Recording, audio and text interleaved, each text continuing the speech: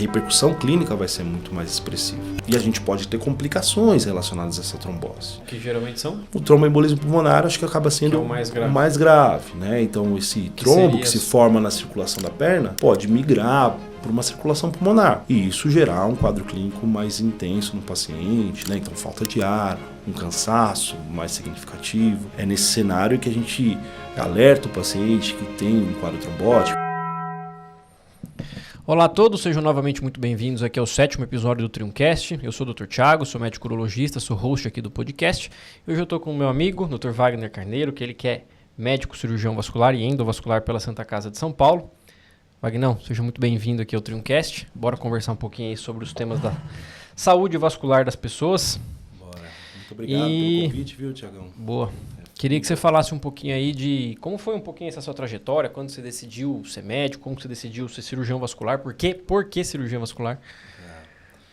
Eu acho que a medicina na minha vida surgiu de uma forma precoce, assim, sabe? Eu acho que desde criança eu sempre tive essa vontade, então, né, minha mãe sempre comentou sobre isso. Então, todas as vezes que eu ia no médico, eu acho que eu me interessava muito pela ação do médico, enfim, por aquela rotina ali de conversa, do cuidado, né? Eu acho que isso acabou despertando em mim uma vontade muito grande. Eu acho que vários eventos também dentro da família, de doenças, né, de acometimentos familiares, acabaram fazendo com que eu optasse pela medicina, né? Eu não venho de família de médicos, né? A gente não tem nenhum médico na família. Mas acho que foi muito nesse cenário, assim, Na época que a gente escolheu medicina, o médico ainda tinha um grande prestígio na sociedade, né? Pois é. E era uma coisa, por não ter nenhum médico na família, era uma coisa meio que inatingível, assim, sabe? Era uma coisa distante para mim. Mas a gente correu atrás, né? E, de certa forma, isso foi alcançado. E é o que a gente sempre conversa. Eu sou muito feliz pela profissão que a gente escolheu, pelo desempenho que a gente tem socialmente, né? E quando você entrou, você já sabia que era cirurgia vascular? Já sabia que era alguma coisa relacionada ou foi meio que durante a faculdade? Foi durante a faculdade, Bruno. Eu acho que o desejo, né, pela cirurgia, primeiro a cirurgia geral e depois a cirurgia vascular, veio com o tempo. Eu sempre me vi como um clínico, assim, sabe? Eu gosto muito de ter o contato com o paciente, gosto muito de conversar. E eu sempre achei que eu iria muito para a parte clínica, né? Mas esse desenvolvimento pelo gosto cirúrgico, né, que foi acontecendo durante a faculdade, despertou justamente essa vontade. E durante... a gente vem de uma escola que é muito cirúrgica, né? Muito cirúrgica. Então isso, querendo ou não, acaba tendenciando as nossas escolhas ali durante a graduação, para ir para um pouco mais para essas áreas, né? Sim, não, sem dúvida, né? Eu acho que a nossa formação é justamente cirúrgica, o nosso pronto-socorro é gigante, né? Então, a gente tinha muito contato com a parte da cirurgia, né? Do aparelho digestivo, enfim. Mas essa opção pela cirurgia vascular veio na residência de cirurgia geral, né? Onde eu sempre enxerguei o paciente vascular como um paciente clinicamente ruim, né? Um paciente do ponto de vista clínico, é um paciente frágil, um paciente que demandava cuidado, né? Então, nesse cenário, onde eu conseguia talvez alinhar uma parte clínica, eu conseguiria alinhar, obviamente, além da parte cirúrgica, um desenvolvimento clínico. Então, cuidado integral, né? Exato. Então, eu acho que por isso que eu optei pela parte da cirurgia vascular, eu acho que nesse cenário. Show. Queria falar um pouquinho de varizes, Wagner. Como é que surge? O que é varizes? Acho que eu recebo muitos pacientes que chegam com medo de que algum inchaço na perna seja um problema renal. E muitas vezes eu preciso até explicar para eles que pode ser varizes, né? Sim. E o que é? Se puder explicar um pouquinho pra gente. Claro, vamos lá. Eu acho que o primeiro conceito que a gente tem que ter, né, que varizes basicamente são veias dilatadas que perdem a sua elasticidade e o seu funcionamento adequado, né? Então, a grande questão, né, relacionada à parte de varizes é que o sangue não consegue retornar de uma forma efetiva. Então, esse é o primeiro conceito, né? São veias que perdem a sua funcionalidade, a sua forma, né? A gente sempre pontua, né, que varizes é uma doença crônica. Doenças crônicas, no geral, não têm cura. né? Então, nesse cenário, né, a gente sempre alerta o paciente. A gente consegue tratar suas varizes, a gente consegue manejá-las, mas você sempre vai ter essa questão. Você sempre vai ter uma predisposição ao desenvolvimento de varizes, né? Na verdade, a questão do surgimento das varizes, então, seria uma insuficiência do vaso em conseguir retornar o sangue. Pode ter varizes em qualquer região do corpo, né? Mas normalmente o mais comum é membro inferior. Isso. Por questões, acho que provavelmente, de gravidade. Exatamente. Então, as varizes mais comuns justamente são em membros inferiores, né? E a grande questão é que o retorno do sangue acaba ficando inadequado. Então, imagina que se os vasos, as veias, né, são responsáveis por retornar o sangue e a gente tem uma dilatação importante, uma perda da funcionalidade dessa veia, a gente acaba tendo sintomas relacionados a isso. Uhum. Né? Então, dentro desse cenário de uma perda funcional, né, de um vaso, de veia especificamente, os sintomas de cansaço, de inchaço nas pernas são os mais frequentes. Qual é que é o primeiro sintoma geralmente a aparecer? Eu acho que o que a gente mais nota nos pacientes é o cansaço, né? Então ele fala, nossa, doutor, eu comecei a perceber que no final do dia minha perna está cansada, eu sinto, não é uma dor, é um desconforto na perna, né? Então esse primeiro é o primeiro sinal de alerta que o paciente traz, né? Então, eu acho que secundariamente a isso, a gente acaba tendo um inchaço. Então ele fala, nossa, quando eu fico em pé por muito tempo, doutor, ou no meu dia a dia, durante o meu trabalho, eu acabo percebendo um inchaço, né? E outros sintomas também acabam sendo considerados, né? Então, por exemplo, cãibras em membros inferiores, né? O surgimento das varicosidades propriamente dita, né? Então a gente percebe no exame físico do paciente um aumento, né, dessa dilatação, dessas veias que são... E quando que, por exemplo, passa a ser um problema... Porque assim, acho que as pessoas precisam diferenciar o déficit venoso do déficit circulatório. Sim. Uma varizes, por exemplo, não consegue causar isquemia numa perna. Não. Eu acho que a grande questão, né, quando a gente fala do território venoso, é dessa incapacidade do retorno do sangue. Então, isso não vai gerar uma isquemia para o paciente, né? Ele não perderia a perna, por exemplo, por uma questão de varizes. Exatamente. O que vai gerar no dia a dia, o que é o mais comum, né, é esse desconforto relacionado ao dia a dia mesmo, né? Aos sintomas que causam. Aos sintomas causados pelas varizes, exatamente, né?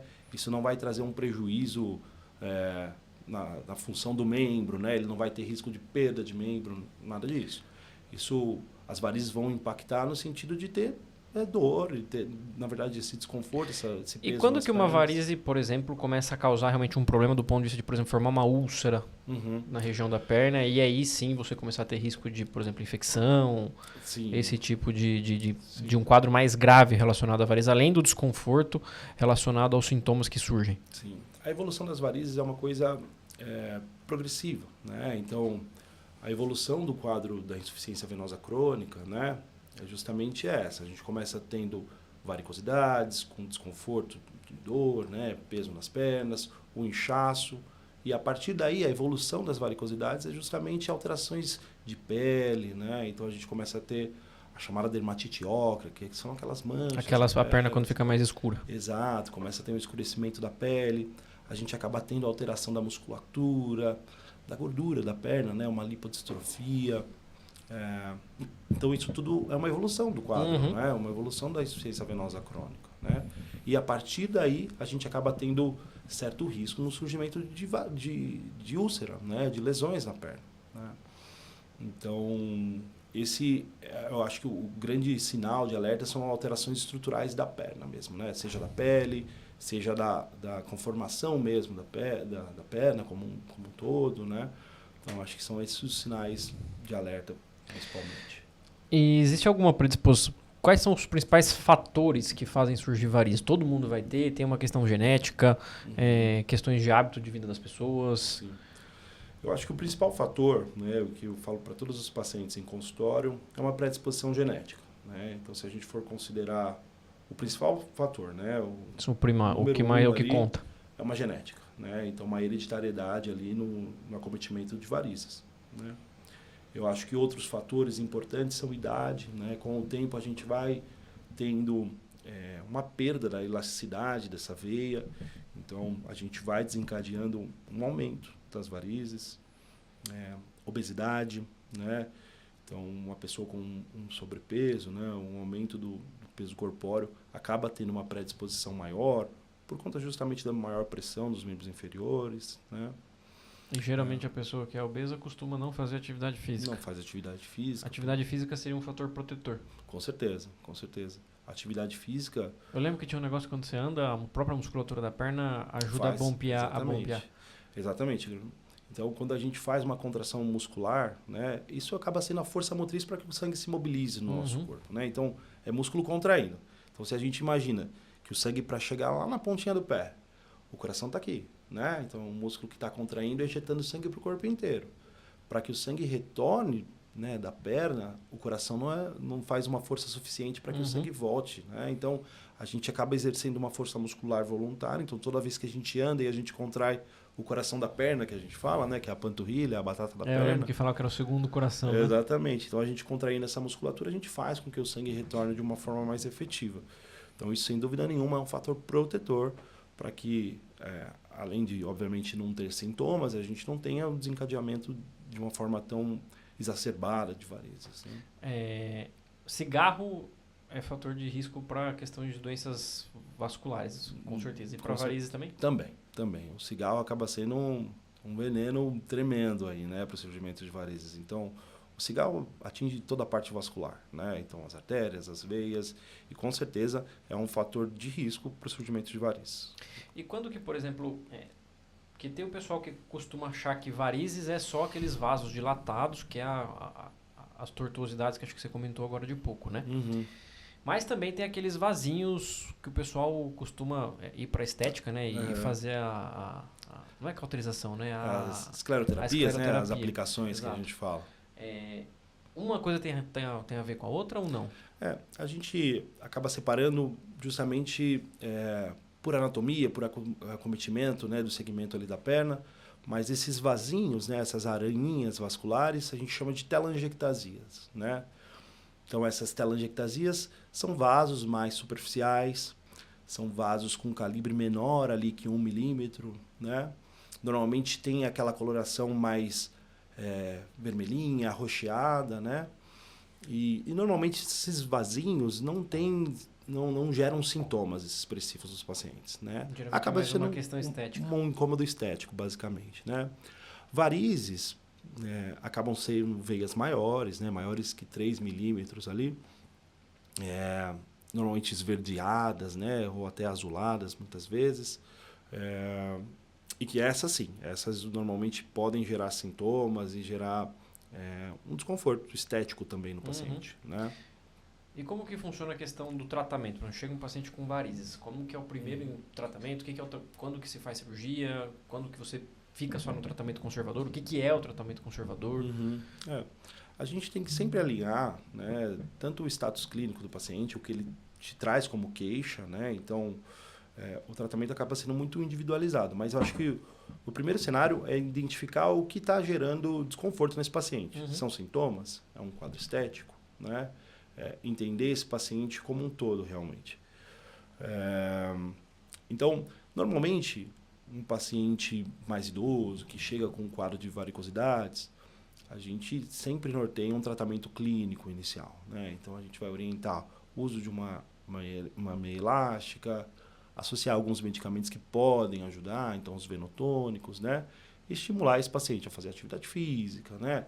A controlar peso, enfim, tentar orientar no sentido de ter uma melhora do quadro clínico, basicamente, né?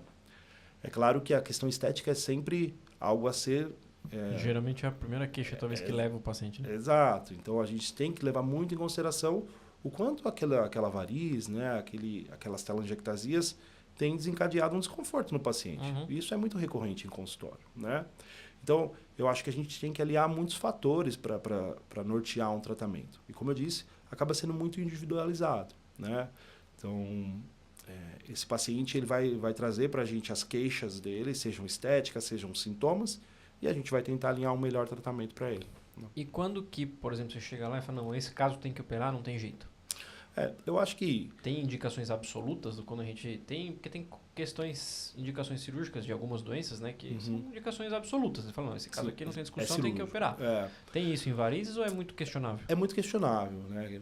A gente acaba não indicando varizes por insuficiência ultrassonográfica, né? Eu acho que a gente tem que aliar as coisas, né? A gente não dá para usar separadamente um critério, nem ultrassonográfico, e, claro, levar muito em consideração essa questão clínica e estética do paciente. Exatamente, eu acho que é isso, né?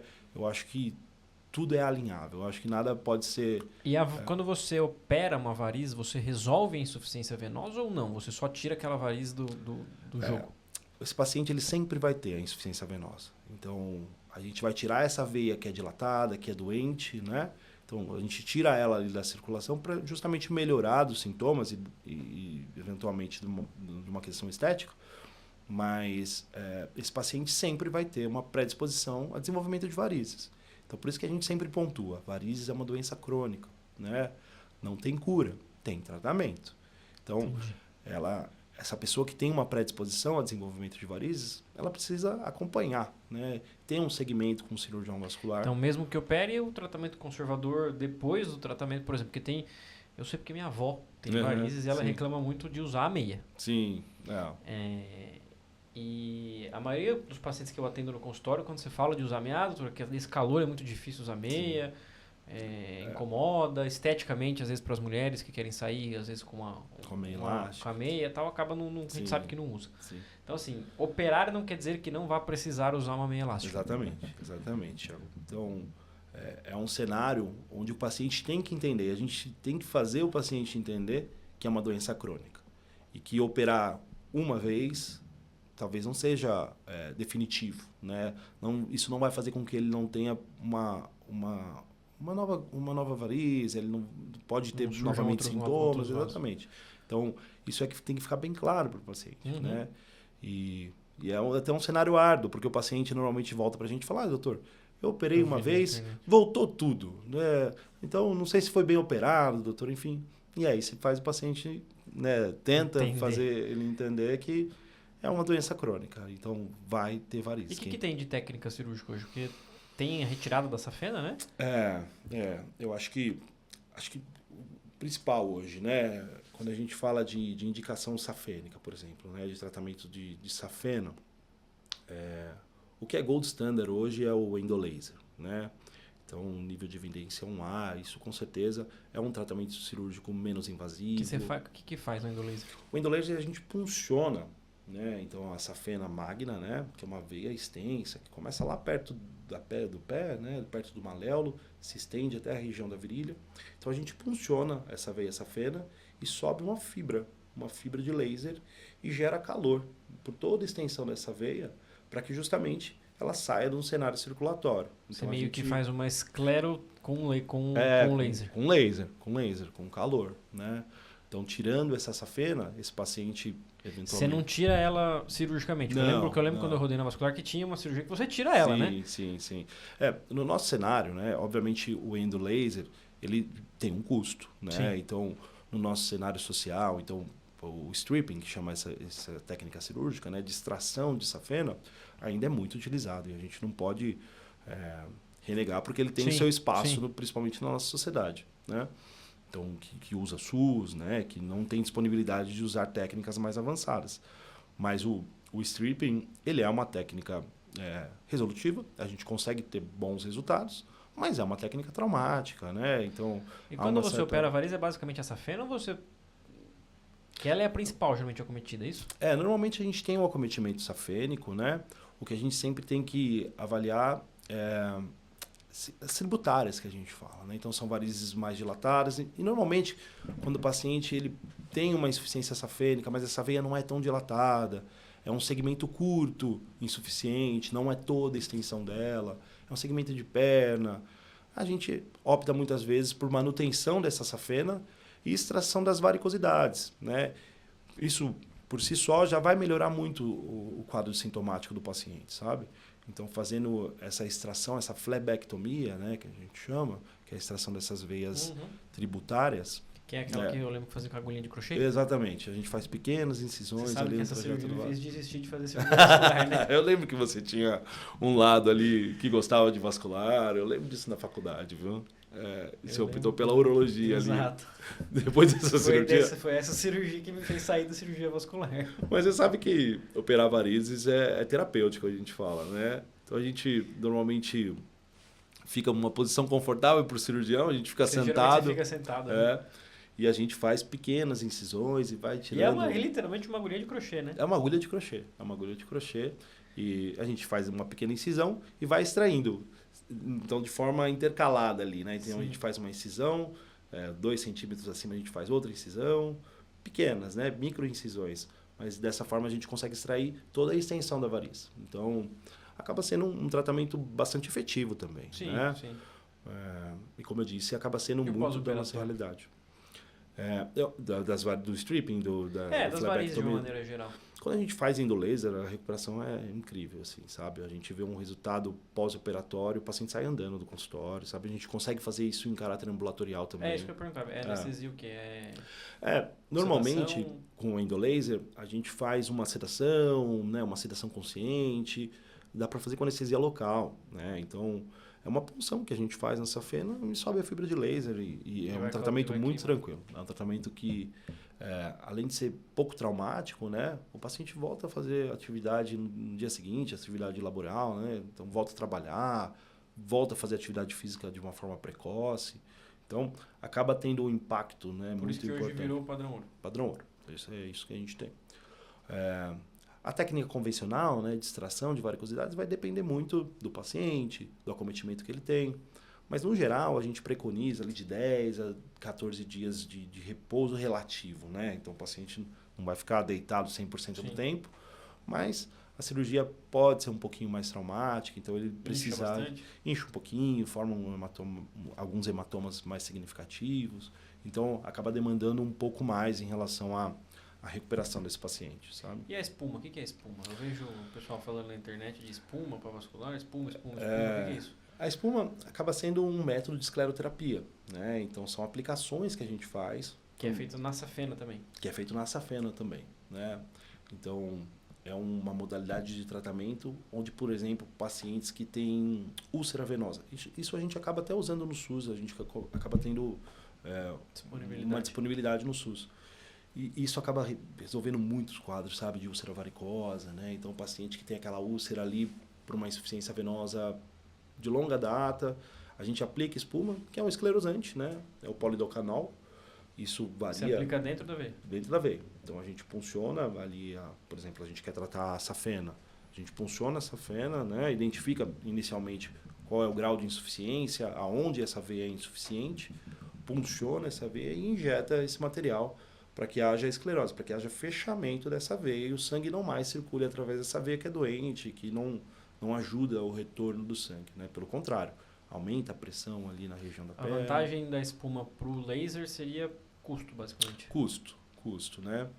E tendo os dois, iria para o laser. Para o laser, ainda o laser, com certeza, né? Mas como eu disse, a disponibilidade e o custo relacionado ao tratamento com espuma é algo surreal, né? O laser é muito mais caro, né? Acaba exigindo muito mais. Tem mais tecnologia, né? Sem dúvida. Mas a espuma tem o seu espaço garantido ali, sabe? Nos pacientes que, principalmente, acaba tendo ulcerações, né?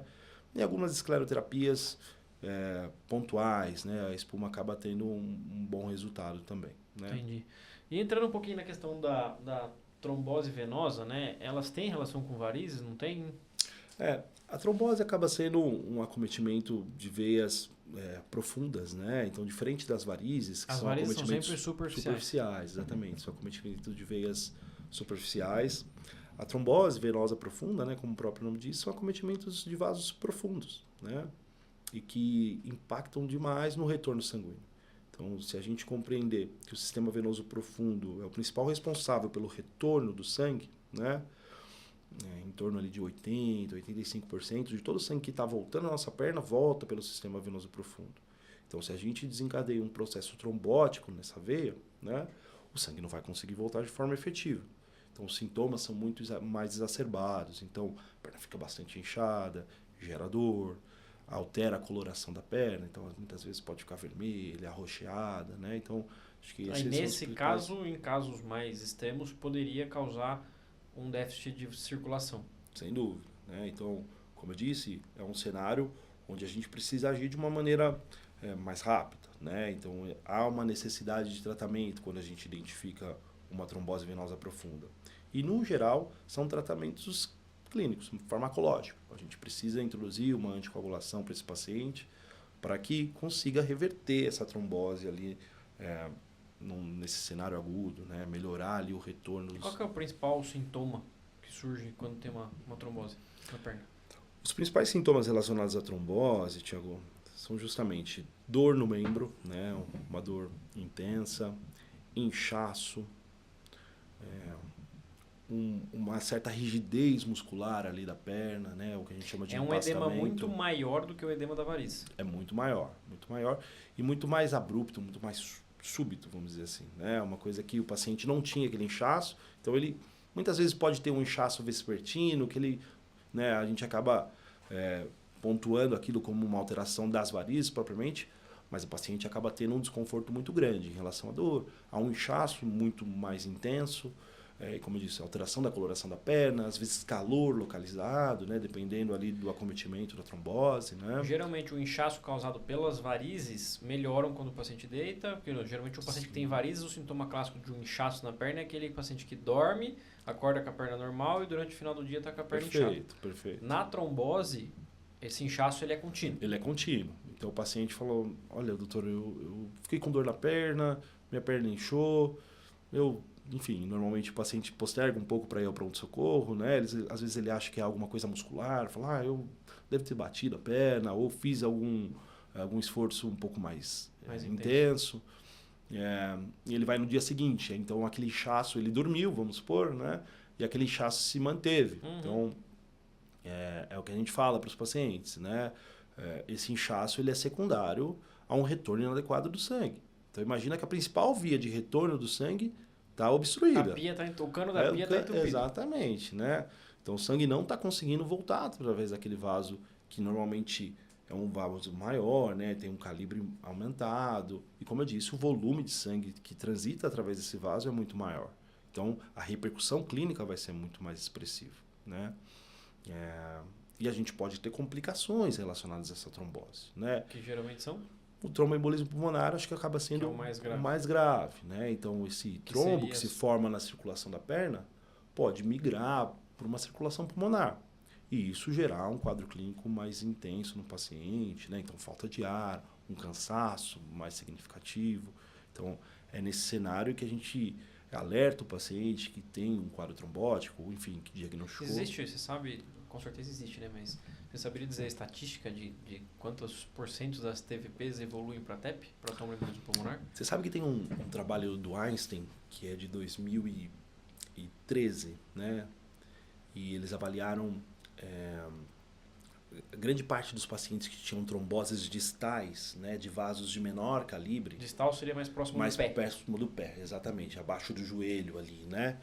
Eles acabaram tendo uma incidência de trombose muito maior do que tromboses proximais, então mais perto da virilha. Pelo que eu me lembrava, tromboses proximais eram piores. Eram piores pela quantidade, né, ali de repercussão que a gente tem e pelo trombo que sai formado. Mas a quantidade de embolismo, né, então de migração desses trombos para a região pulmonar acaba sendo muito mais identificado em tromboses infrapatelares, sabe, para baixo do joelho ali. Então, muitas vezes de tibiais, de gastrocnêmias, né? Então, é interessante esse estudo. Mas, sem dúvida nenhuma, a repercussão clínica acaba sendo muito mais importante em pacientes que têm tromboses mais perto da virilha ali, né? Uhum. Então, porque, obviamente... Tem mais vaso entupido. Mais vaso entupido. Então, o sangue vai ter uma dificuldade muito maior em voltar, né? Então, acaba sendo muito nesse cenário. E para o paciente que está com uma trombose, geralmente o tratamento ele acaba sendo a anticoagulação só. Uhum. Quanto tempo geralmente esse paciente tem que ficar anticoagulado? Vai... Por que não, por exemplo, recanalizar logo? Dar alguma coisa para recanalizar? Uhum. Normalmente, né, o que vai nortear a anticoagulação desse paciente é o tipo de veia, a região que foi o acometimento, né? Então, a gente tem que ver qual veia que foi acometida por essa trombose. Então, são veias mais proximais, né? São mais perto da virilha, são veias infrapatelares, para baixo do joelho. Então, normalmente, de 3 a 6 meses, né? Antigamente usava-se o Marevan, hoje já pode usar hoje essas medicações mais tem novas. os novos anticoagulantes, né? Então, a gente acaba usando esses medicamentos que são hoje mais fácil, de fácil manejo, né? E com resultados melhores do ponto de vista de anticoagulação, mais seguros, né? Mas sem dúvida nenhuma, né? A sua questão, você perguntou, né? Por que a gente não recanaliza logo esses pacientes, né? Porque a literatura não mostra benefício. Então, pacientes que têm tromboses, claro, há cenários onde uma trombólise, né? Fazer um tratamento ali de aspiração desse trombo, quando tem seu benefício. Normalmente, ilíaco femoral, um paciente jovem, né? Que acaba tendo um acometimento mais severo da circulação, então são veias quase dentro ali do abdômen, né? Na região do quadril. Então, nesse cenário, se o paciente... a gente acaba identificando um acometimento severo desse trecho ilíaco femoral, a gente sempre coloca na balança ali o risco-benefício de fazer mesmo uma aspiração. É cirúrgico. Aqueles que se faz para AVC, para infarto, alteplase... Normalmente não. Normalmente a gente não faz esse tipo de trombólise sistêmica, né, para o paciente que tem uma trombose venosa de ilíaca, por exemplo, né, de veias ilíacas. A gente normalmente usa dispositivos para aspiração, né? Que acaba também sendo minimamente invasivo, né? Você funciona... A gente funciona uma veia, né? E óbvio, depende obviamente da região do acometimento, mas a gente funciona a veia e consegue aspirar, a gente consegue fazer... Existe risco de durante o procedimento soltar o êmbolo? Sem dúvida, existe esse risco. Então, associado a esse tratamento mecânico, né, de aspiração, a gente sempre coloca um filtro de veia cava, né? Sempre não, mas muitas vezes a gente coloca um filtro de veia cava para justamente proteger o principal evento adverso, a intercorrência relacionada à trombose, que é justamente essa migração de trombo para a região pulmonar.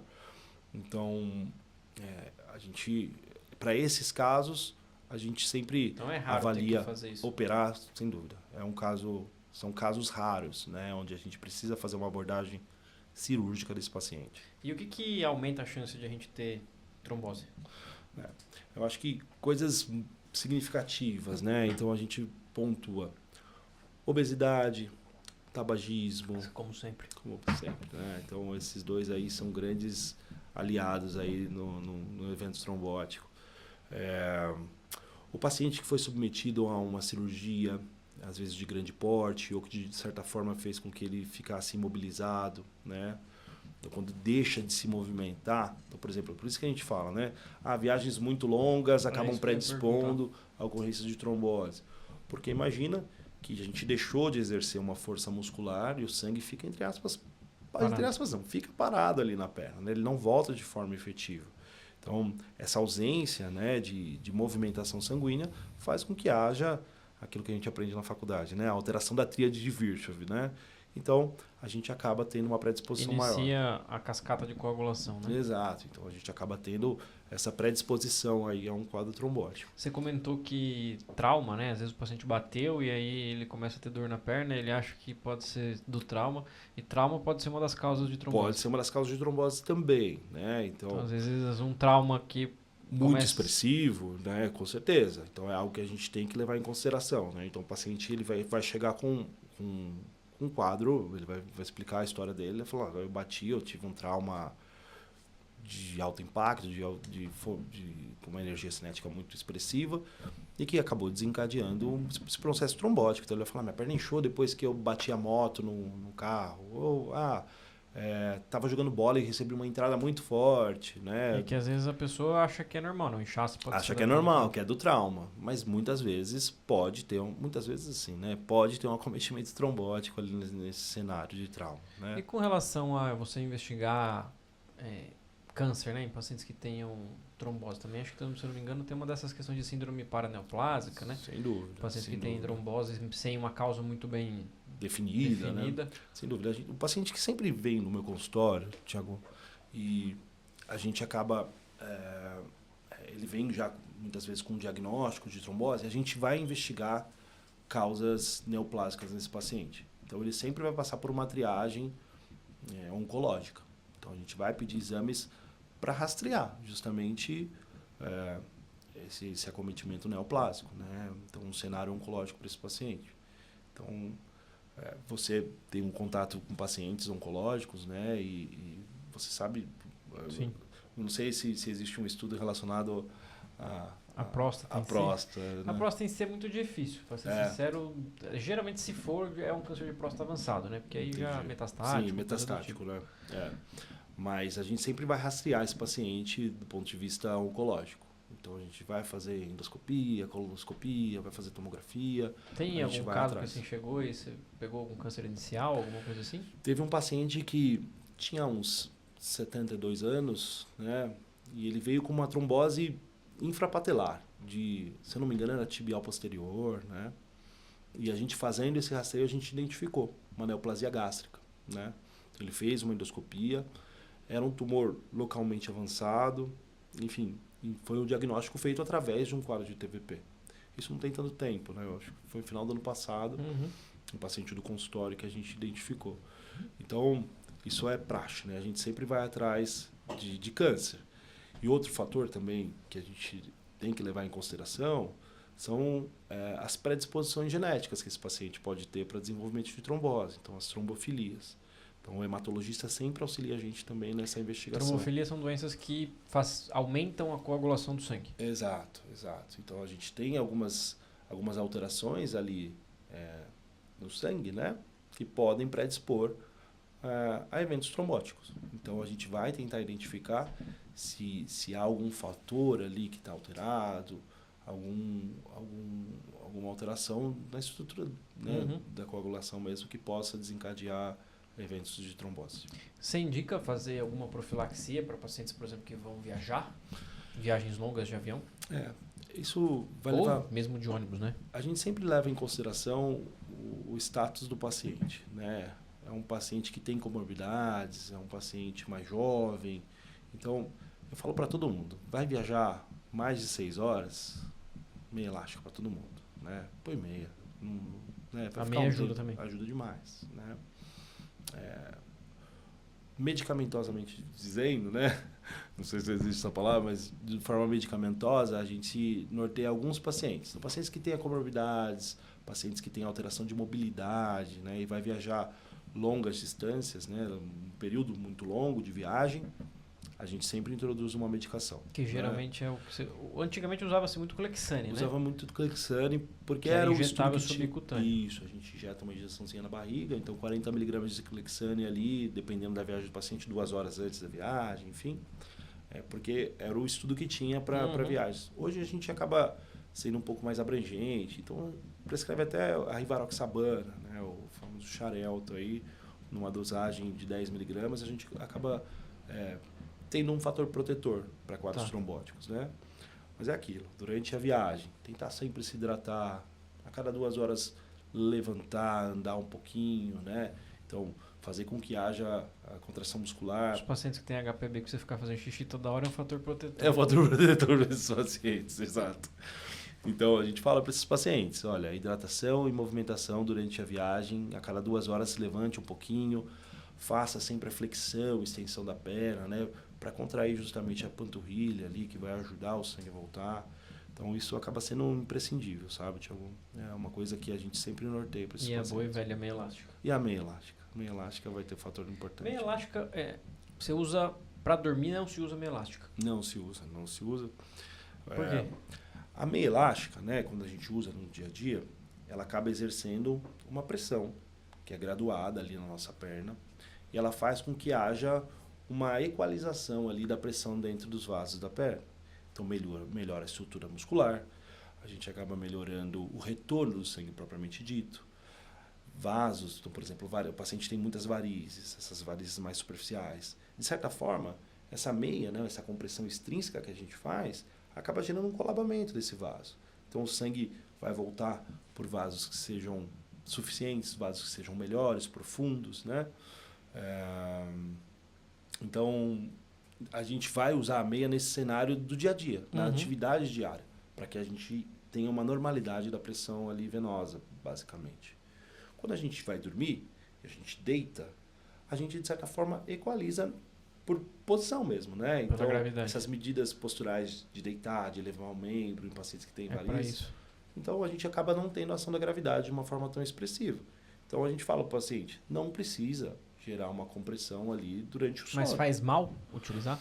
A gente acaba tendo uma pressão desnecessária na região da perna, né? Então, não tem por que o paciente usar.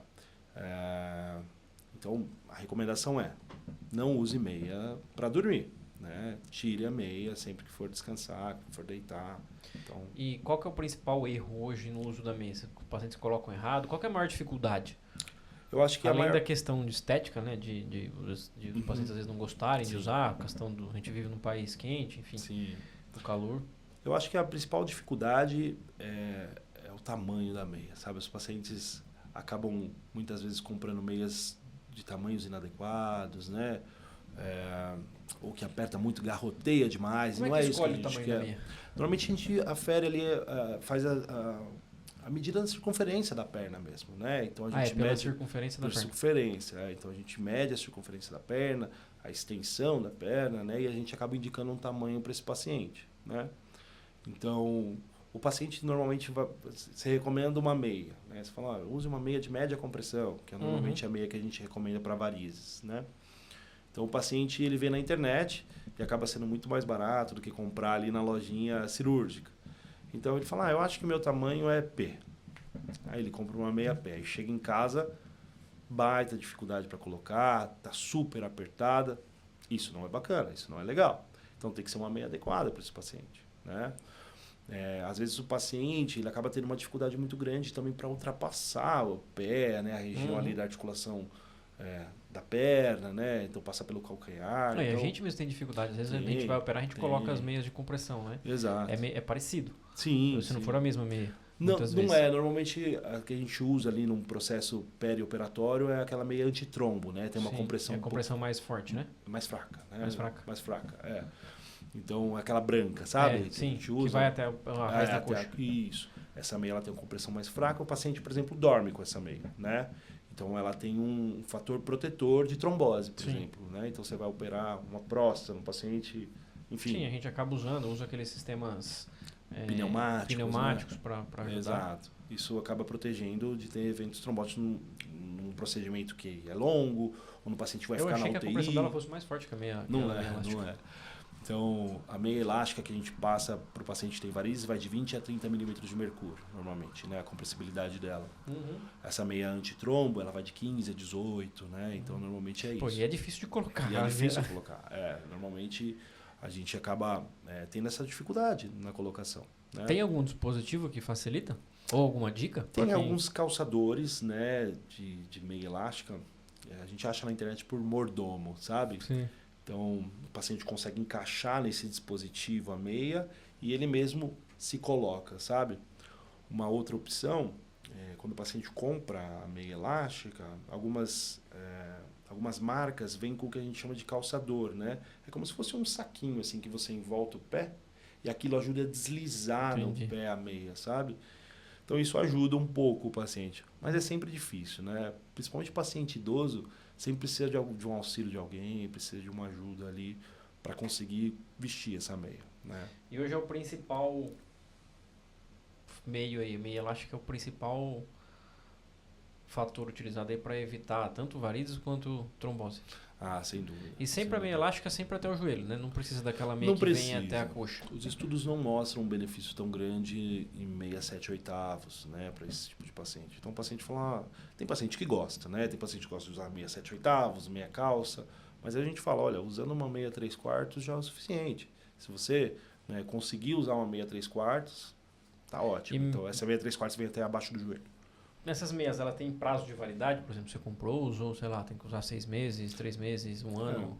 A recomendação do fabricante é 6 meses, né? Então, a gente fala para o paciente que se ele vai usar essa meia diariamente, então a cada 6 meses seria idealmente trocar essa meia, né? Não é isso que a gente percebe no dia a dia, mas essa é a recomendação do fabricante, né? A gente vai perdendo a compressibilidade dessa meia. Então, tem que ter uma certa renovação aí de tempos em tempos. Querendo ou não, é um dispositivo médico, né? Sim. Não é um dispositivo, não é uma meia calça de mulher, né? Não ela não tem é. um objetivo ali, que se ela objetivo. perde a compressão, ela perde a função que ela estava fazendo. Né? Exatamente. Então tem paciente, às vezes, né, você prescreveu em determinado momento ali no consultório, usa uma meia elástica. Aí ele volta depois de 2 anos e fala, doutor, estou usando a meia. A mesma. A mesma meia que ele comprou lá atrás, né? E ele usa, né, um paciente assíduo, acaba usando a meia com uma certa regularidade, essa meia ela perde a compressibilidade. Então, é provável que ele comece a voltar a ter sintomas aí na perna. Show. E o que é má circulação? Eu canso de ouvir, doutor, eu estou com má circulação. Acho que a gente precisa entender que a gente pode ter uma má circulação arterial, uma má circulação venosa. Então a gente está pontuando agora todos esses eventos relacionados a uma má circulação venosa, então do retorno inadequado do sangue. Mas a gente tem a má circulação arterial, né? Então que acaba sendo mais grave, né? Essa sim pode ter repercussões em relação à perda de membro do paciente, então lesões isquêmicas, né, por carência de sangue, o sangue não consegue chegar de uma forma tão efetiva na extremidade e gerar lesões mesmo, né, por falta de sangue nesse paciente. Então a gente sempre tem que analisar que tipo de má circulação esse paciente está falando, né? Então ele fala assim, doutor, eu tenho uma má circulação, mas o que é? Minha perna incha, eu percebo que fica cansada a minha perna, então, tá bom, a gente está falando de um quadro venoso. Um paciente que vem, doutor, eu tenho má circulação, eu não consigo andar 100 metros, doutor. Meu pé fica pálido, fica gelado. Então, a gente está falando de um paciente potencialmente com alterações arterial, né? Então, esses pacientes, eles acabam sendo diferentes, o tratamento, obviamente. Mas esse é um cenário... Também em questão de sintomatologia também. Geralmente, a má circulação relacionada a um déficit venoso... Geralmente curso com aqueles sintomas de varizes que a gente comentou. Exatamente. É uma coisa mais branda, é um desconforto no geral. É claro, como a gente pontuou, o paciente com varizes pode ter eventos mais drásticos, exacerbados, relacionados a essa condição venosa, como úlceras. Mas o paciente arterial é o paciente que realmente tem riscos em relação ao membro, né? Então a gente tem que estar acompanhando de perto esse paciente. E qual que é geralmente esses sintomas que esses pacientes sentem? O paciente arterial, né, ele acaba sendo diagnosticado de 2 formas. Principalmente a claudicação, que a gente chama, né? A claudicação intermitente é um sintoma muito recorrente nesse paciente. Então, imagina que ele tem uma interrupção ali, né, na parede arterial, então o sangue não consegue chegar na extremidade. Então, sempre que ele precisa andar, que ele precisa caminhar de alguma forma, ele sente dor na perna. Ele fala, doutor, eu ando 200 metros, eu tenho que parar. Por quê? Obviamente, quando ele está andando, ele para por dor na perna. Ele para por dor na perna. A perna começa a doer, principalmente região de panturrilha, quando ele está andando, né? Então, ele fala, doutor, começa a queimar minha panturrilha e quando eu paro, melhora. Então, sempre vem associado com essa melhora no repouso, né? Ou seja, a musculatura parou de contrair, essa demanda de sangue diminuiu, ele melhora dos sintomas. Mas ele volta a andar, obviamente, a musculatura exige uma necessidade sanguínea ali, e ele não consegue, ele para de novo porque está doendo a perna, né? E é nesse cenário que a gente vai introduzir um tratamento para esse paciente, a gente vai tentar conduzir da melhor forma possível, né? E geralmente esse tratamento começa como? Normalmente o que a gente faz, né, para esse paciente a gente introduz um antiagregante plaquetário, um AS, um clopidogrel, que isso acaba tendo relevância nesses quadros de obstrução crônica, né, das artérias. Então, e óbvio, né, a gente vai ter que diferenciar ali uma obstrução crônica e aguda, mas vamos pensar num paciente que tenha um tabagista, um paciente diabético, um paciente que tenha predisposições a acometimentos ateroscleróticos, né, de placas nas artérias. Então, para esse paciente que a gente identificou uma alteração arterial, a gente introduz um antiagregante plaquetário, a gente introduz uma estatina para tentar estabilizar essas placas, para não ter progressão da doença, né? E muitas vezes, né, a gente introduz um vasodilatador, então o cilostazol, e acabou de sair um estudo, inclusive o pessoal da Santa Casa, né, dizendo de uma melhora expressiva da claudicação com o uso de rivaroxabana, em dosagem baixa, de 2,5 de 12 em 12. Então, Tem paciente... agora talvez eu vou te pegar. O que eu tô pensando, tadalafila é um vasodilatador, será que funciona? Agora você me pegou, eu nunca vi isso tudo não, e assim, relacionado à nunca, tadalafila. também não, e nunca, mas porque pensando assim, o pessoal agora tem usado tadalafila para academia, Sim. né? Não sei se Não você viu, não sabia. Começaram essa moda aí agora, Uhum. de usar tadalafila para questões de melhora de circulação durante o treino. Sim. Fiz um levantamento recente, a princípio nenhum benefício. Tem benefícios muito pequenos em situações muito extremas, como por exemplo em pacientes, pessoas que fazem exercício em altas altitudes. Uhum. Mas coisas tem muito benefício para esse paciente? Parece que sim. Parece sim. Mas assim, não é 1% da população, né? Quem que Sim. está fazendo no Brasil exercício em alta altitude? Não temos, Sim. né? Então... Você sabe, né? Falando de medicamentos que potencialmente podem melhorar a claudicação, acabou de sair um estudo dizendo de melhora de claudicação em pacientes que usam semaglutida, né? O Ozempic. o Ozempic. E pacientes diabéticos, né, que claudicam tiveram uma melhora da performance ali com o uso de Ozempic. Então é interessante isso, né? Mas precisa ver, será que foi perda então, de peso? O que foi? Exatamente, uma melhora ali da resistência insulínica, com certeza isso impactou nesse paciente, né? Mas melhorou, foi significativa ali a melhora da deambulação desse paciente. E é um estudo agora, desse ano, entendeu? Os estudos com essas medicações são todos novos, né? As medicações são novas. E uma coisa muito importante para esse paciente claudicador, né, Thiago? É o que a gente fala, o exercício para esse paciente é o tratamento. É o tratamento. Porque diante de uma alteração arterial, de uma obstrução arterial, esse paciente ele vai ter mecanismos para formar novas artérias, né? As artérias colaterais. Então a gente vai ter uma angiogênese, uma formação de vasos para que haja suprimento. É uma revascularização natural. Exatamente. O corpo, de uma forma muito inteligente, vai fazer com que haja surgimento de novos vasos.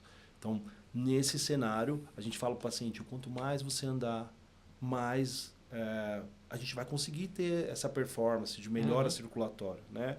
Então, o paciente, doutor, mas eu ando 200 metros, fica impossível, fica difícil. Falo, é uma atividade programada. A gente fala, quanto que você anda? Sem dor eu consigo andar 200 metros. Tá bom, então a gente vai andar 250 metros. Consegue? Vamos tentar fazer isso.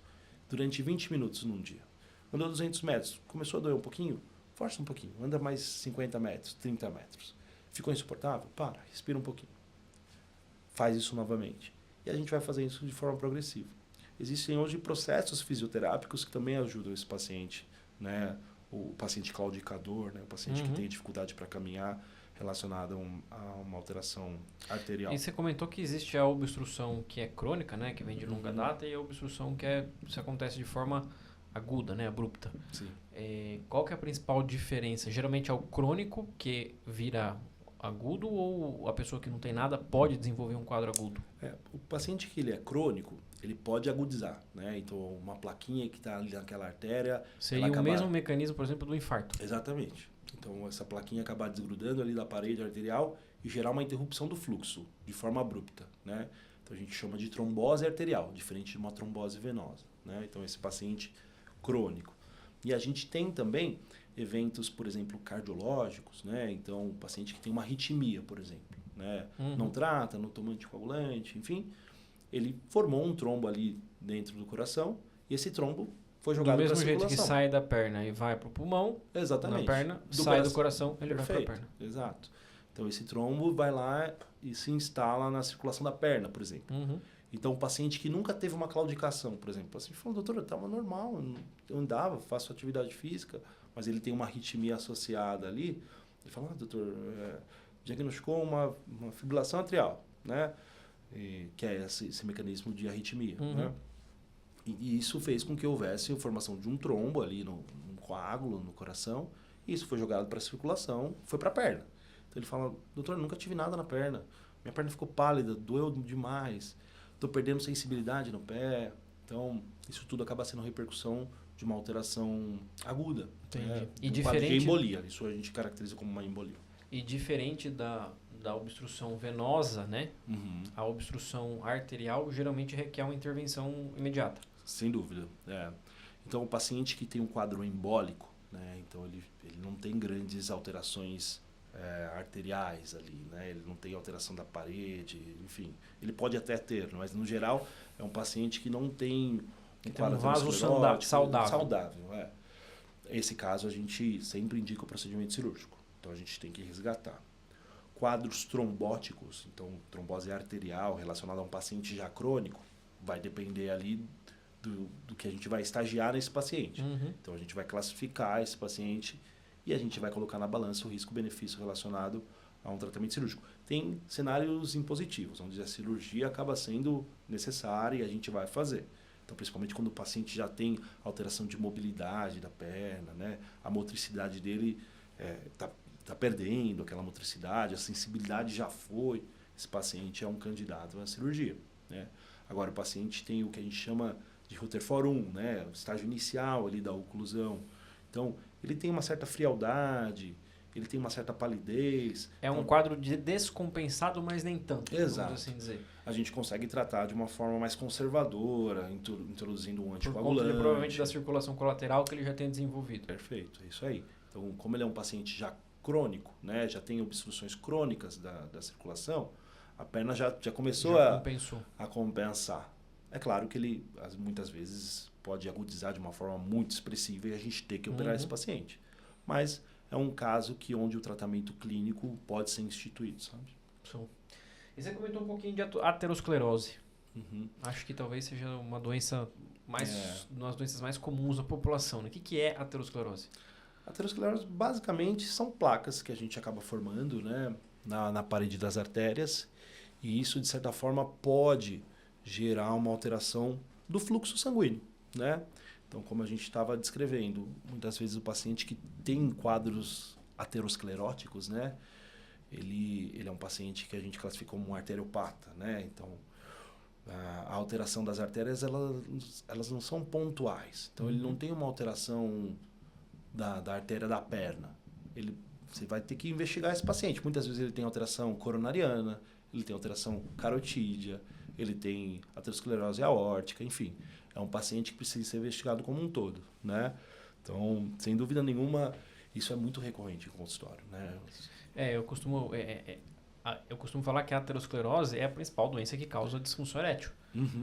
Inclusive, tem alguns estudos que mostram que os pacientes que começam a desenvolver disfunção erétil, eles cerca de 10 anos depois têm um risco 2 a 3 vezes aumentado de infarto.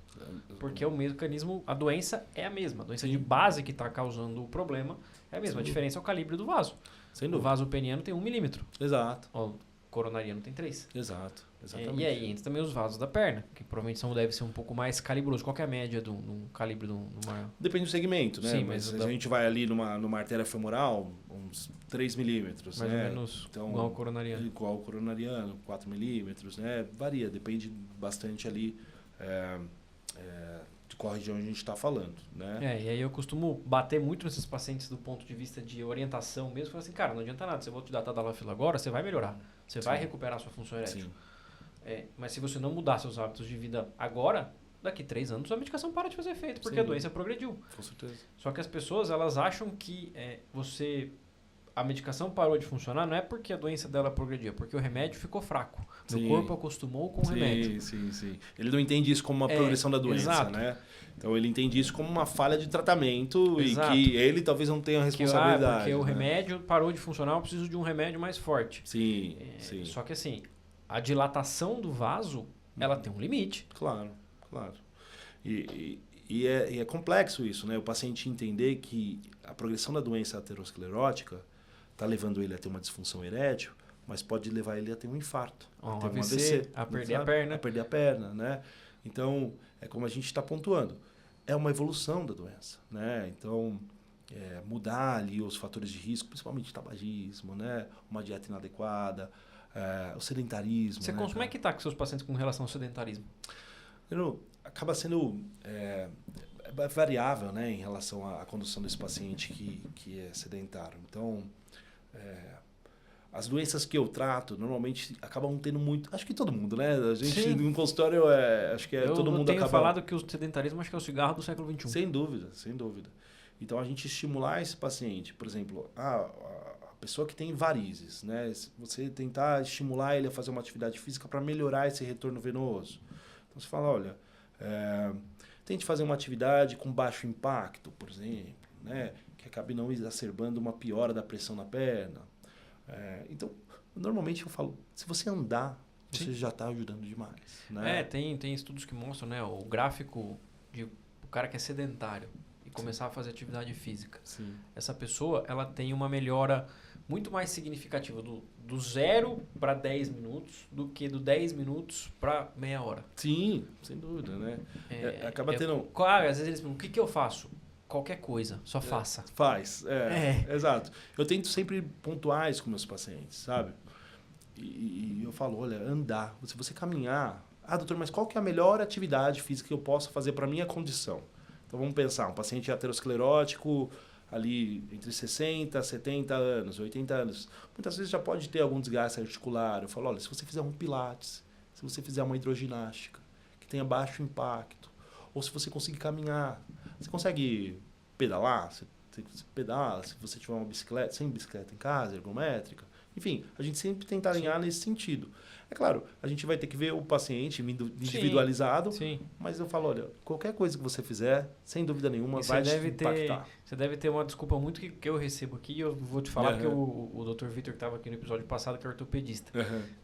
Muitos eu tenho um problema no joelho, não posso fazer atividade física. Sim, isso foi uma coisa que ele deixou muito claro. Não existe isso. É clássica, né? Não existe isso. Ele falou assim, não existe lesão no joelho que você não impeça de fazer atividade física. Não posso dobrar o joelho. Sim. Você imobiliza o joelho e vai fazer uma natação, você não precisa bater a perna. Sem dúvida, sem dúvida. É uma clássica desculpa dos pacientes. A grande questão é que, às vezes, você precisa ter um acompanhamento, um profissional mais bem habilitado para acompanhar essa pessoa durante a atividade física, que muitas vezes não está disponível. A gente tem algumas reabilitações vasculares, né, para esses pacientes, principalmente o paciente arteropata. A gente sempre norteia em relação a uma atividade e o processo fisioterápico que vai estimular esse paciente a caminhar, a melhorar da claudicação, ela melhora muito. Você já teve algum paciente que fala assim, esse cara vai precisar de cirurgia daqui 6 meses e no fim das contas ele mudou o hábito e conseguiu sair? Tem, cara, tem. Então, o paciente que é claudicador, né, a não ser que esteja limitando muito a vida desse paciente, ele fala, doutor, eu não consigo andar dentro de casa, eu não consigo ir ao banheiro. Aí eu acho que às vezes o paciente tem benefício em uma indicação cirúrgica. Então, muitas vezes fazer uma revascularização do membro. Mas... no geral, a gente consegue manejar esse paciente de forma conservadora. Porque eu falo para ele, olha, hoje você está com 65 anos, você tem uma obstrução de uma artéria ali da coxa, femoral superficial, né? Então a gente fala, tudo bem, a gente vai recanalizar, a gente vai colocar um stent nessa perna. Você vai continuar fumando? Você vai continuar bebendo, sedentário? Enfim, esse stent vai entupir daqui 2 anos, no máximo. No máximo... É o que acontece na disfunção erétil, é a mesma coisa. Então, esse paciente, às vezes, ele bate o pé, ele fala, doutor, eu quero operar. Você fala, mas você acaba não tendo uma indicação para isso, né? Eu acho que o tratamento clínico acaba impactando muito mais na sua vida. A sua mudança dos hábitos que vai fazer com que você tenha melhora desse cenário aí de dor na perna quando você anda, né? É claro, que fique bem claro, os pacientes que acabam desencadeando lesão na perna isquêmica, esse paciente, sem dúvida nenhuma, tem uma indicação... né, supra-sumo ali para operar. As doenças que têm esse componente clínico, né? Existem doenças que, por exemplo, o aneurisma ainda tem fatores de risco com relação a cigarro, essas coisas, pressão alta e tal. Sem dúvida. Mas, por exemplo, sei lá, uma hiperplasia prostática benigna. Tem algumas relações com questões de hábitos? Até tem, mas são bem menores. Aí a genética é o que manda. Sim. Então, assim, aconteceu porque ia acontecer. Claro. Então, esse cara você vai operar, ele vai geralmente resolver o problema. Mas, por exemplo, a disfunção erétil, que é a doença de base, na maioria das vezes, nos pacientes acima de 50 anos, é a aterosclerose. Sim. Vem um stent, vamos supor que inventem um stent para se colocar na região do pênis. Sim. Cara, você vai colocar o stent, não vai dar 2 anos, esse stent vai estar entupido. Claro, com certeza. Né? Porque... o paciente não vai mudar a vida dele. Exato. Sabe, Bruno? Então, a gente pontua para esse paciente. Olha, o benefício que você vai ter relacionado a uma possível angioplastia de membro, talvez melhore naquele cenário inicial, né? Então, a gente vai seguir esse paciente e a gente vai ver que ele realmente, doutor, minha vida mudou, mas ele vai continuar fazendo aquela mesma coisinha que ele fez sempre, Ele vai continuar fumando, ele vai continuar obeso, ele vai continuar sedentário. E isso vai fazer com que haja uma progressão da doença e vai fechar esses dentes, sem dúvida nenhuma. Então, controlar diabetes, obviamente, que é um fator de risco de aterosclerose gigantesco, né? Então, esse paciente não controla diabetes, né? Então, continua ali com um nível hiperglicêmico gigante. A gente fala, não adianta. Eu acho que a mensagem principal é, operando ou não, as mudanças de vida, os hábitos precisam mudar. E a gente tem, acho que todos os episódios eu falo isso. Todo mundo fala a mesma coisa, porque, né? Todo mundo. A gente vive hoje uma mudança muito drástica no nosso modo de viver, né? Sim. E aí isso inclui a gente, né? A gente vive muito tempo Sim. sentado. Quando Sim. a gente está em pé operando e acaba que está parado, né? Exatamente. Então, Exato. A gente precisa se policiar muito da questão de fazer atividade física, tentar manter uma qualidade de vida.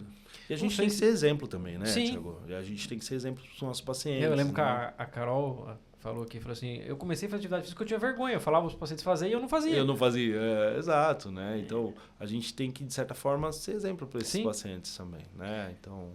E eu não sei, enfim, é uma estatística que é genérica, né? Mas eu acho que 70%, 80% dos problemas que as pessoas, na maioria das vezes, têm, melhorariam, para não dizer resolveriam, se elas tivessem sono, atividade física e alimentação adequada. Exato. Eu acho que isso acaba sendo primordial para uma vida saudável, né? Se a gente come, se a gente se exercita, se a gente dorme, sem dúvida nenhuma é uma tríade aí. Eu acho que a medicina foi para um saúde. lado muito especializado e importante, que assim, Claro. você vai tendo tratamentos muito específicos para determinados problemas que vão acontecer.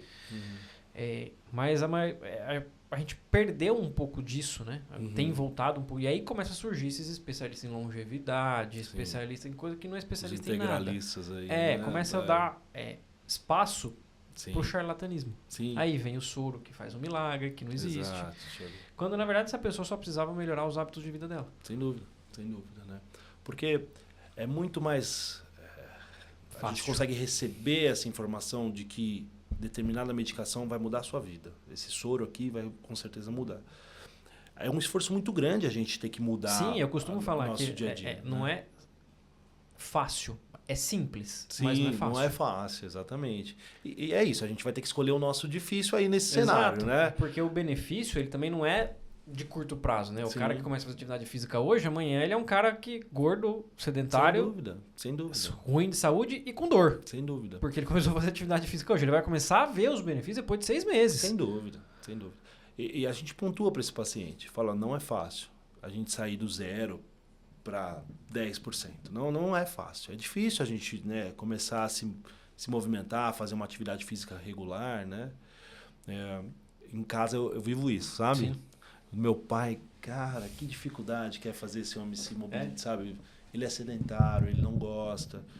Minha mãe, pelo contrário, minha mãe é super ativa, né? Faz hidroginástica, faz pilates, faz caminhada, enfim. Mas meu pai é uma pessoa muito difícil. Então, eu canso de falar de pra casa ele. Você não faz milagre, não faz milagre. Meu pai sempre teve um status de saúde bom, né? E tá bem. Mas eu falo, pai, tem que tentar fazer uma atividade física. E é difícil. Sim. Então, se eu, que trato esses pacientes uma geração com um repercussões pouco diferente, importantes... né? Eles não estavam... Sim. Foi o que o Vitor falou assim, pô, minha avó tem 80 e poucos anos, tem Alzheimer, puta, atividade física pra ela é... Ela vai na academia, pessoal, tem que fazer exercício. Ela fala, não vou fazer. Ele não faz. Então, é isso, né? Meus pais, eles fazem. Meu pai, ele faz, enfim. Então, eu tenho um histórico cardiovascular na família. Meu avô teve 2 AVCs, tudo. E acho que isso talvez assuste um pouco ele. Sim. Então, ele sempre fez atividade física. Sim. Mas, realmente, acho que colocar isso na cabeça da população é difícil. É difícil, né, Thiago? Acho que... E é porque eu acho que não é... É porque o benefício, ele é longo, né? Sim. Você não vê um benefício real. Igual você, sei lá, por exemplo, você opera, o cara que não conseguia andar, ele começa a andar. Sim, sem dúvida. Se você não o cara percebe enxerga de uma hora para outra, o benefício ali. O cara tá com disfunção erétil, eu dou uma tadalafila pro cara, o cara volta a ter uma ereção de quando ele tinha 20 anos de idade. E ele fala, uhul, é isso, né? Exato, resolvi meu problema. Resolvi meu problema. Então, o paciente que começa a se exercitar, a fazer atividade... Então, por exemplo, um paciente claudicador que é muito resistente a esse tipo de tratamento mais conservador. Então, ele vem no consultório, ele quer uma resolução. Ele falou, quero resolver o meu problema, doutor.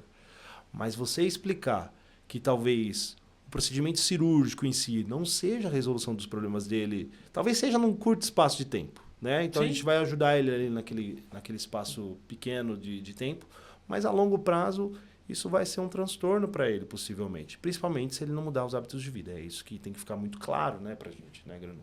Então, é um paciente que tem uma dificuldade em mudar hábitos. Então, sem dúvida nenhuma, é árduo ali no consultório fazer com que eles entendam isso. Mas a gente vai conseguir. A gente vai, a gente bate, não, bate, a gente bate, fica- bate até... isso. A gente é teimoso. Exato, exato. A gente... Show. Wagner, e pra gente terminar, o que você tem pra falar de diabetes? Por que diabetes é tão ruim pra questão cardiovascular? É o que a gente estava pontuando, né? O paciente diabético, ele acaba tendo uma predisposição, né? Então, níveis de glicemia muito elevados, né? De açúcar no sangue ali de uma forma muito exacerbada, predispõe à ocorrência de aterosclerose, dessas placas nas artérias, né? Então, o paciente diabético, a gente fala que ele acaba tendo um comprometimento circulatório, por exemplo, né? Puxando a sardinha para o meu lado aqui, né? Da microcirculação e da macrovascularização, né?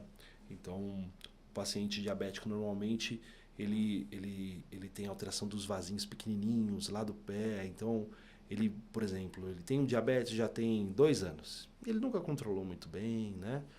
Aí ele começou a perceber que talvez ele não tenha uma sensibilidade tão adequada ali do pé, né? Aí ele falou, nossa, estranho. Aí ele vai lá e deu uma topada, porque ele não sente, né? Deu uma topada, fez uma baita lesãozinha ali na perna. E não cicatriza, Aí ele vai Não procurar o cicatriza vascular. justamente porque não chega sangue. Porque não chega sangue. Então, a microcirculação desse paciente, muitas vezes, né, tá acometida. Às vezes, a macrocirculação até ok, Até não tá tem ok. grandes alterações. Mas a microcirculação Mas já a tem micro é o pior, porque você não tem muito o que não fazer, tem né? o que fazer, exatamente. Então, você fala para o paciente, olha, o que a gente vai fazer aqui? Controle glicêmico. O que vai fazer com que você melhore dessa condição é você controlar a sua glicemia. Então, eu não sei se você acha que deve lembrar, na verdade, foi durante a faculdade, ali do 4º para o 5º ano, meu avô, não sei se você lembra, ele faleceu durante esse ano. Meu avô era um paciente diabético, né? E foi, acho que, de forma inconsciente, até um dos fatores que fez com que eu escolhesse vascular, né? Então, meu avô era um paciente diabético, super desregrado, né? Eles têm alguns pacientes que têm uma dificuldade muito grande Sim. no controle glicêmico, né? Ele comia, ele escondia comida, sabe? Escondia doce, enfim. Mas meu avô tinha uma neuropatia diabética muito significativa, ou seja, ele não sentia os pés, né? Então, era uma demanda dele, uma reclamação constante. Falava, filho, meu pé tá gelado, eu não sinto o pé. O que eu faço? Falava, vô, tem que tratar a diabetes. Não adianta você continuar com uma glicemia de 400 sempre, sabe? Então, a gente precisa controlar isso. Isso vai fazer... E, óbvio, né? A neuropatia acaba sendo uma cronificação progressiva e uma cronificação mesmo da doença, né? Da diabetes. Mas eu falava, vô, não tem jeito. A gente precisa tomar cuidado com o pé, a gente precisa controlar a diabetes, a gente precisa controlar a dieta, o que o senhor está comendo, tomar os remédios certinhos, enfim.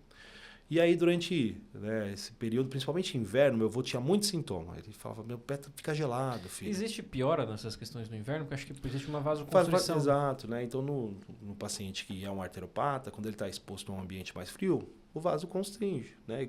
Diferentemente quando está quente, então faz uma dilatação. Então, é por isso que, por exemplo, o paciente que tem varizes tem mais sintomas no calor.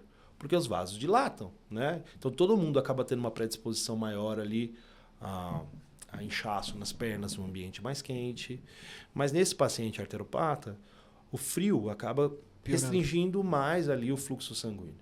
Então, esse paciente acaba tendo sintomas mais importantes.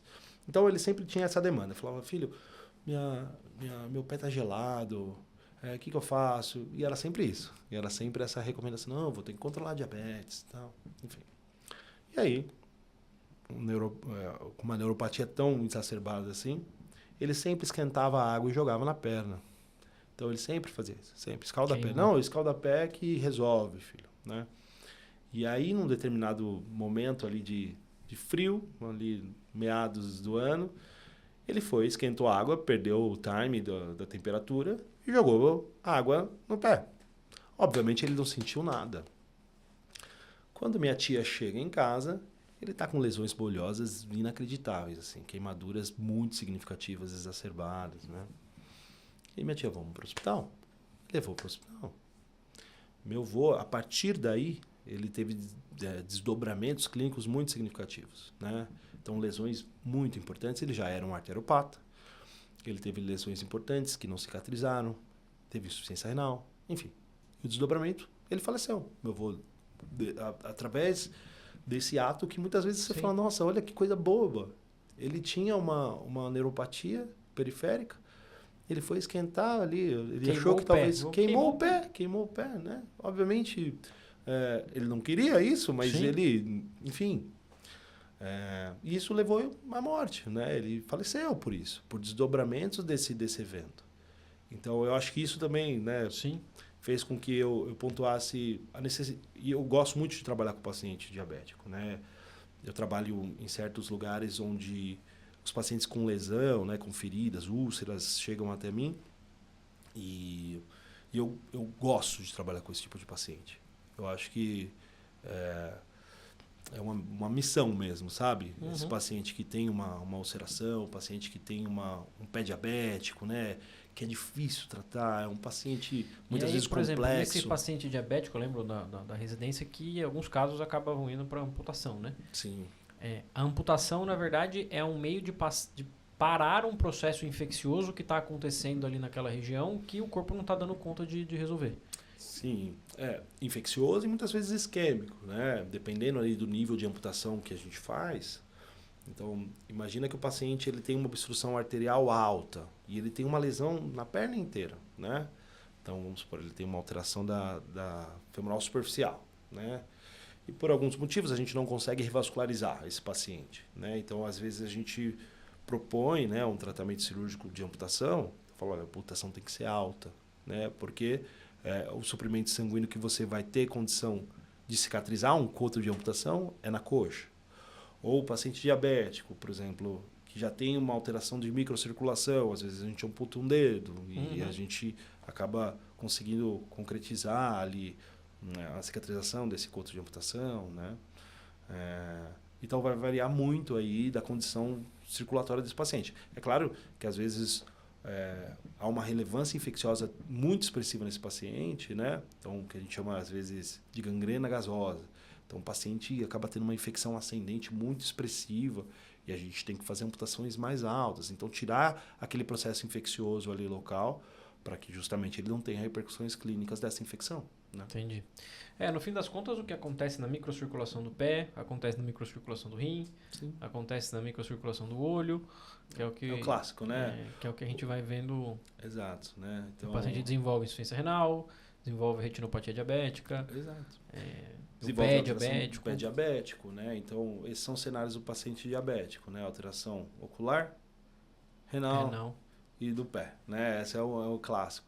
E claro, né, o paciente acaba tendo uma predisposição à aterosclerose global. Sim, a circulação dele inteira está comprometida. Está comprometida. Né? Os órgãos que são mais sensíveis a isso são os que sofrem primeiro. Sem dúvida, sem dúvida. Então é isso, assim, é um paciente que demanda muito cuidado, né? E como eu disse, é um paciente complexo no cuidar ali, porque obviamente ele tem que abrir mão de muita coisa. Mas é prazeroso quando você consegue ajudar, né? Você consegue auxiliar esse paciente de alguma forma, mesmo que às vezes através de uma amputação, né? Você propõe um evento que obviamente não era o que você gostaria de fazer, mas que tire ele de um risco, que, enfim, dê uma... que querendo ou não, acaba salvando a vida, né? Você precisa escolher... deu uma sobrevida para esse paciente, né? E o que é importante ressaltar é que a pessoa que não está nem passando perto de uma amputação hoje, ele é diabético e está com o diabetes descontrolado, ele pode vir a chegar nesse momento de precisar de escolher entre amputar ou a vida dele. Sem dúvida. Então, o que decide se ele vai chegar nesse momento ou não é o que ele vai fazer a partir de agora. Exatamente. É isso que a gente sempre deixa claro para esse paciente, né? É uma doença progressiva. Se a gente não cuidar de uma forma adequada, esse paciente vai ter repercussões severas com o passar do tempo, né? E o pé diabético é algo que tem uma incidência muito grande na sociedade. Sim. Né? Então, Diabetes é muito enfim, uma doença uma muito doença prevalente, né? exato, prevalente demais. 50% dos pacientes que têm insuficiência renal crônica são por conta São do pacientes diabetes. diabéticos. Exatamente. As pessoas acham que são doenças renais, cálculo renal, nefropatias, XYZ que existem Sim. por aí, mas não. Pressão alta e diabetes. Se a gente passar numa clínica de diálise e perguntar por que você perdeu o rim, Sim. 50% vai falar ou pressão alta ou diabetes. É isso. Então, enfim, são pacientes complexos demais, mas que demandam esse cuidado, né? Não tem jeito. Show. Wagner, algo mais que você queira complementar? Quem quiser te encontrar aí, suas redes sociais, quiser falar. Eu tenho uma rede social agora. Você corta. Deixa eu ver. A Ana Marta, minha esposa, fez. Mas a gente pode deixar o link aqui na descrição, então pode ficar tranquilos. Então depois você deixa o link aí, eu não recordo agora como que tá no meu Instagram. Vamos aumentar a produção dessa conta de conteúdo aí. Isso, vamos. Agora vai ser a primeira leva de conteúdos. Exato. Você pontuou esses dias, né, que você queria fazer esse podcast, né, justamente para trazer amigos seus, né, colegas de profissão que fossem sérios, que trouxessem informação adequada, né? Porque hoje a gente, até por uma certa uma restrição, né? Assim, você fala, eu não quero me submeter a tal cenário. A exposição na internet ela é difícil. Sim. Porque assim, e principalmente a gente que vai falar o que realmente é baseado em ciência, né? Sim. Você acaba recebendo críticas que vão existir, mas assim, a gente não vai agradar todo mundo. Sim. E essa é a parte. Assim, mas eu acho que a gente não pode deixar os ruins terem voz. Exatamente. E não é ruim por questão... É ruim porque eles estão... Eu estava até perguntando aqui com o Pedro, que é o nosso endócrino que atende aqui. Eu não sei se é má formação, se essa pessoa está mal formada, se ela está realmente mal intencional, ou se é os dois, que é o pior de tudo. É o pior cenário, né? Exato. Exatamente. Porque eu vejo gente divulgando coisas que eu falo, meu Deus, não é possível que essas pessoas tenham voz. Mas A pessoa tem gente divulgando que para tratar a pressão alta você precisa tomar água com sal. Entendeu? Qual que é a primeira coisa que você aprende quando você entra na faculdade? Você fala, evita sol, né? Evita sol, né? Exato. E aí a pessoa vem divulgando que a pessoa precisa tomar água com sal, porque tem que ser o sal integral. Sim. E assim, essas pessoas começam a ter visualizações e elas estão fazendo mal para a população. Com certeza. A gente percebe que hoje as redes sociais estão lotadas dessas pessoas, né? A gente é uma inundação de pessoas com informações, né, não científicas, né? Zero medicina baseada em evidência. Então, muitas vezes a gente tem que ter essa coragem de se expor, né? Sim. Entre aspas, mas para que gere um conteúdo compatível com ciência, né? Então, eu acho que o que você faz, eu te falei anteriormente, você faz isso de forma brilhante. Eu sou o seu fã e você sabe disso. Mas eu acho que você consegue produzir conteúdo de fácil, né, entendimento. Os pacientes... o meu pai, inclusive, eu já te comentei isso com você no ano passado, ele falou, o seu amigo está fazendo vídeo no YouTube? Eu falei, faz, pai. Ele falou, nossa, eu vi um vídeo que ele mostrou como funciona uma cirurgia de cálculo. Legal, né? Eu falei, ele faz, pai, é o Thiago que faz tudo isso aí. Então... Eu acho que são conteúdos palatáveis, o paciente consegue entender aquilo, né? Uma forma fácil de entendimento. E que, eu sinceramente sou seu fã, porque isso tem que ter, né, uma aptidão, mas eu acho que é necessário para o mundo que a gente vive, né, Gano? Essa questão de você falar isso na internet, né, de você vir se expor, no começo todo mundo tem a vergonha. Sim, claro. É normal ter. Sim. Mas você vai acostumando e você vai indo. Conforme você vai vendo que você vai... vai soltando. É só começar. E é o que eu preciso falar. E justamente o objetivo desse podcast foi trazer essas pessoas para elas começarem. Sim. Dar voz para quem precisa ter voz. Sim, exato. Porque, né, a gente conhece tanto médico bacana, né, que quer fazer o certo, que, né, não entende que não é nada milagroso, não existe fórmula mágica para muita coisa, né? E que estão escondidos, estão quietos. Estão escondidos. Então, enquanto... O seu deles. Exato. Enquanto a gente estiver quieto, né, essas pessoas que muitas vezes são mal intencionadas, né? Estão falando por aí. Estão falando. Eles vão continuar falando. Vão continuar falando. Essa é a grande questão. É verdade. Só que se a gente começar a ter mais voz, Sim. e as pessoas começarem... E assim, eu acredito que com educação as coisas vão para frente. Sim. É um trabalho árduo, demorado, Sim. mas é o que eu acredito. Pelo menos a gente está contribuindo com a nossa parte. Sem dúvida. Eu acho que isso acaba, de certa forma, fazendo com que a gente se mobilize e tente trazer informação, né, concreta e verdadeira, na verdade. Sim. Né? Então, parabéns, viu, pelo seu trabalho, Bruno. Show. Valeu. Wagner, muito obrigado. Obrigado você, Thiago. Obrigado de verdade. Obrigado a todos aí que continuaram com a gente aqui até o final. Espero vocês no próximo episódio. E não deixem de se inscrever, tá? Isso é importante para a gente continuar aqui produzindo esse conteúdo para vocês. Um abraço e até o próximo episódio.